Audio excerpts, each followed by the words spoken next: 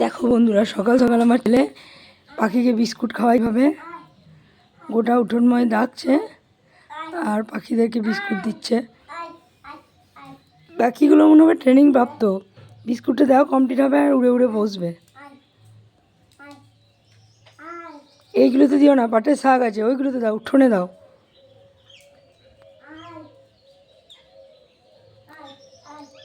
পাখিগুলো ডাকছে, নিশ্চয়ই পাখিদের কলকাকলি শুনতেই পাচ্ছ।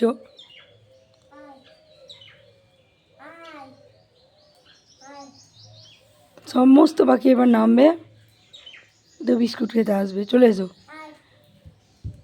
ওই তো একটা পাখি উড়লো, উড়ে এসে বসবে, দেখবে কেমন। ওই দেখো সমস্ত পাখি রেডি।